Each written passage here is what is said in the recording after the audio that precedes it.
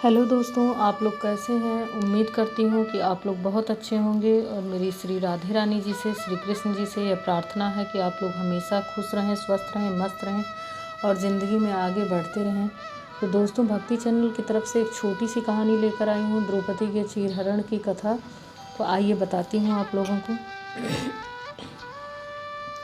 महाभारत में द्वित क्रीड़ा के समय युधिष्ठिर ने द्रौपदी को दांव पर लगा दिया और दुर्योधन की ओर से मामा शकुनी ने द्रौपदी को जीत लिया। उस समय दुशासन द्रौपदी को बालों से पकड़कर घसीटते हुए सभा में ले आया। जब वहां द्रौपदी का अपमान हो रहा था, तब भीष्म, पितामह, द्रोणाचार्य और विदुर जैसे न्यायकर्ता और महान लोग भी बैठे थे, लेकिन वहां मौजूद सभी बड़े दिग्गज मुंह झुकाए बैठे रह गए। द्रौपदी को घसीट कर लाया जा रहा था, तब तक भी द्रौपदी को यह भान नहीं था कि मेरा चीरहरण होने वाला है। जब दुशासन ने भारी सभा में द्रौपदी की साड़ी उतारने के लिए कहा, तब द्रौपदी को इस बात का एहसास हुआ कि संकट बड़ा है। उस वक्त उन्होंने अपने प्रिय सखा भगवान श्री कृष्ण का नाम पुकारा। हरि अभयम कृष्णा अभयम, श्री हरि अभयम कृष्णा अभयम। उद्धव गीता। यह उद्धव भागवत में श्री कृष्ण के सखा उद्धव उनसे इस संबंध में कई सवाल करते हैं। आओ जानते हैं श्री कृष्ण उद्धव संवाद को। तो हे कृष्ण, आप पांडवों के आत्मीय प्रिय मित्र थे। आज़ाद बांधों के रूप में उन्होंने सदा आप पर पूरा भरोसा किया। कृष्ण, आप महान ज्ञानी हैं। आप भूत, वर्तमान व भविष्य के ज्ञाता हैं, किंतु आपने सच्चे मित्र की जो परिभाषा दी है, क्या आपको नहीं लगता कि आपने उस परिभाषा के अनुसार कार्य नहीं किया? आपने धर्मराज युधिष्ठिर को जुआ खेलने से रोका क्यों नहीं? चलो ठीक है कि आपने उन्हें नहीं रोका, लेकिन आपने भाग्य को भी धर्मराज के पक्ष में भी नहीं मोड़ा। आप चाहते तो युधिष्ठिर जीत सकते थे। आप कम से कम उन्हें धन, राज्य और यहाँ तक कि खुद को हारने के बाद तो रोक सकते थे। उसके बाद जब उन्होंने अपने भाइयों को दांव पर लगाना शुरू किया, तब तो आप समाकक्ष में पहुँच सकते थे।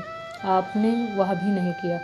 उसके बाद जब दुर्योधन ने पांडवों को सदैव अच्छी किस्मत बताते हुए द्रौपदी को दांव पर लगाने को प्रेरित किया और जीतने पर हारा हुआ सब कुछ वापस कर देने का लालच दिया, कम से कम तब तो आप हस्तक्षेप कर ही सकते थे। अपनी दिव्य शक्ति के द्वारा आप पासे धर्मराज के अनुकूल कर सकते थे। इसके स्थान पर आपने तब हस्तक्षेप किया जब द्रौपदी लगभग अपना सील खो रही थी।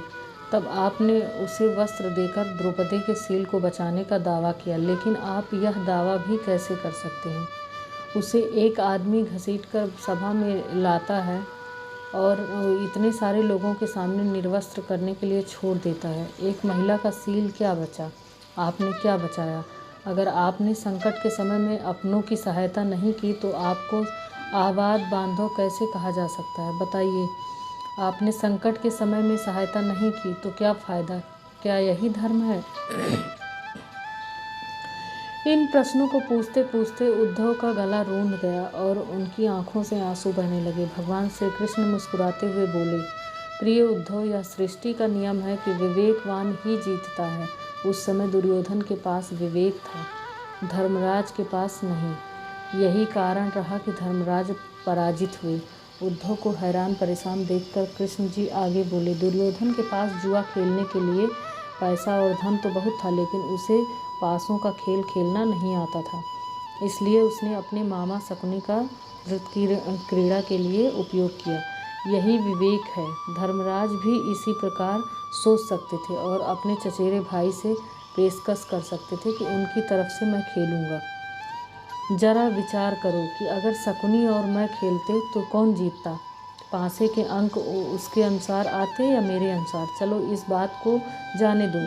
उन्होंने मुझे खेल में शामिल नहीं किया, इस बात के लिए उन्हें क्षमा किया जा सकता है, लेकिन उन्होंने विवेक शून्यता से एक और बड़ी गलती की, और वह यह कि उन्होंने मुझसे प्रार्थना की कि मैं तब तक सभा कक्ष में न आऊं जब तक कि मुझे बुलाया न जाए, क्योंकि वे अपने दुर्भाग्य से खेल मुझसे छुप कर खेलना चाहते थे। वे नहीं चाहते थे मुझे मालूम पड़े कि वे जुआ खेल रहे हैं। इस प्रकार उन्होंने मुझे अपनी प्रार्थना से बांध दिया। मुझे सभा कक्ष में आने की अनुमति नहीं थी। इसके बाद भी मैं कक्ष के बाहर इंतज़ार कर रहा था कि कब मुझे बुलाता है। भीम, अर्जुन, नकुल और सहदेव सब मुझे भूल गए, बस अपने भाग्य और दुर्योधन को कोसते रहे। अपने भाई के आदेश पर जब दुशासन द्रौपदी को बाल पकड़कर घसीटता हुआ सभा कक्ष में लाया, द्रौपदी अपनी सामर्थ्य के अनुसार जूझती रही, तब भी उसने मुझे नहीं पुकारा। उसकी बुद्धि तब जागृत हुई जब दुशासन ने उसे निर्वस्त्र करना प्रारंभ किया। जब उसने स्वयं पर निर्भरता छोड़कर हरि हरि अभयम कृष्णा अभयम की गुहार लगाई, तब मुझे उसके सील की रक्षा का अवसर मिला। जैसे ही मुझे पुकारा गया, मैं अविलंब पहुंच गया। अब इस स्थिति में मेरी गलती बताओ। उद्धव बोले, कान्हा, आपका स्पष्टीकरण प्रभावशाली अवश्य है, किंतु मुझे पूर्ण संतुष्टि नहीं हुई। क्या मैं एक और प्रश्न पूछ सकता हूँ? कृष्ण की अनुमति से उद्धव ने पूछा। इसका अर्थ यह हुआ कि आप तभी आओगे जब आपको बुलाया जाएगा। क्या संकट से घिरे अपने भक्त की मदद करने आप स्वतः नहीं आओगे? कृष्ण जी मुस्कुराए। उद्धव, इस सृष्टि में हर एक जीवन उसके स्वयं के कर्मफल के आधार पर संचालित होता है। ना तो मैं इसे चलाता हूँ और ना ही इसमें कोई हस्तक्षेप करता हूँ। मैं केवल एक साक्षी हूँ। मैं सदैव तुम्हारे नज़दीक रहकर जो हो रहा है उसे देखता हूँ। यही ईश्वर का धर्म है।